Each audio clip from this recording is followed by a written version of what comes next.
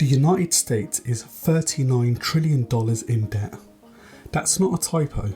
$39 trillion. And right now, as you watch this, that number is growing by $83,000 every single second. So here's the question nobody actually answers. Who does America owe all that money to? What happens if they can't pay it back? And why should you care if you don't even live in America? Because the answer affects every single one of us. Most people think national debt works like personal debt. Like America maxed out a credit card somewhere and now needs to pay it back. But it doesn't work like that. When the US government spends more than it collects in taxes, it borrows the difference.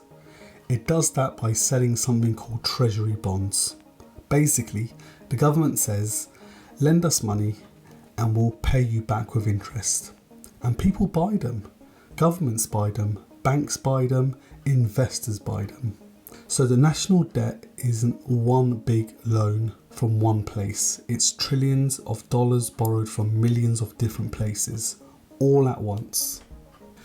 Here's where it gets interesting. The biggest holder of US debt is actually America itself. Around $7.6 trillion is held within the US government. Things like Social Security and pension funds that have invested in treasury bonds.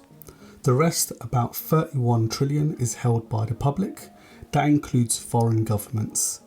Japan and China are the two biggest foreign holders, each owing over $1 trillion of US debt. Which means every time you hear about US-China tensions, there's a financial dimension most people never talk about. China holds over $1 trillion of American debt. America owes China money. Let that sink in.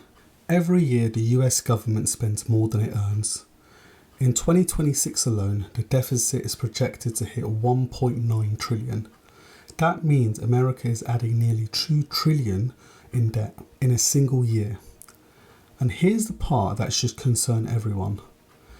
The interest payments alone on that debt are now projected to exceed $1 trillion in 2026, more than the entire US defense budget. It took America 200 years to accumulate the first $1 trillion of debt.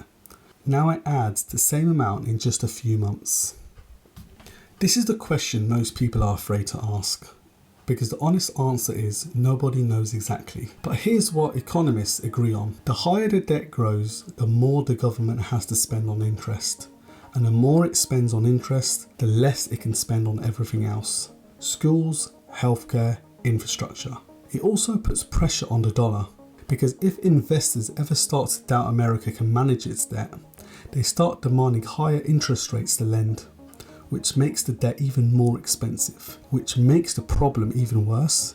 It's a spiral, and right now the US is at the edge of it. So why does this affect you, even if you're not American?